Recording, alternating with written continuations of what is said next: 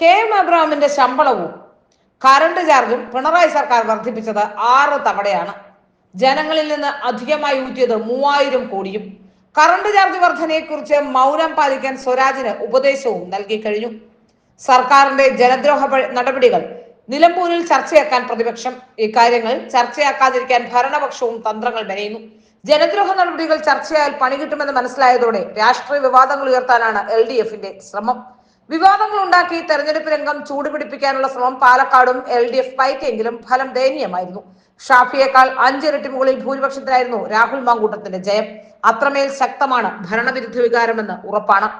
പിണറായി സർക്കാരിന്റെ കാലത്ത് current charge 6 പ്രാവശ്യമാണ് വർദ്ധിപ്പിച്ചത്. 2017, 2019, 2022, 2023, 24, 2025 വർഷങ്ങളിലാണ് വൈദ്യുത ചാർജ് കുത്തനെ വർദ്ധിപ്പിച്ചത്. ഒന്നാം പിണറായി സർക്കാർ 2 തവണയും, രണ്ടാം പിണറായി സർക്കാർ 4 തവണയും വൈദ്യുത ചാർജ് വർദ്ധിപ്പിച്ചു. 3000 കോടി രൂപയാണ് ജനങ്ങളിൽ നിന്നും കറണ്ട് ചാർജ് വഴി വർധന അധികമായി ഈ സർക്കാർ ഊറ്റിയത്. വിലക്കയറ്റത്തിൽ പൊറുതിമുട്ടിയ ജനങ്ങളുടെ മേൽ അധിക ഭാരം അടിച്ചേൽപ്പിക്കുന്നതായിരുന്നു സർക്കാരിന്റെ അടിക്കടിയുള്ള കറണ്ട് ചാർജ് വർധന.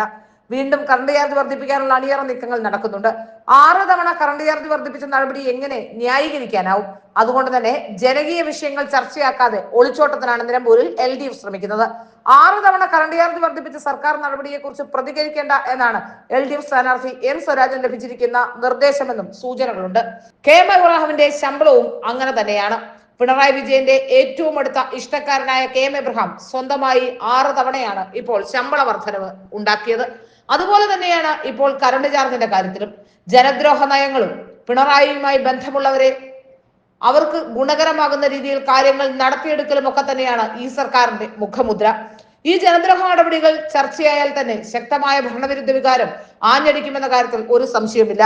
ഉപതെരഞ്ഞെടുപ്പ് സൂചകമാണെന്ന് പറയുന്നുണ്ടെങ്കിലും ഉപതെരഞ്ഞെടുപ്പിനെ ഭയന്ന് തന്നെയാണ് കേരളത്തിലെ CPM.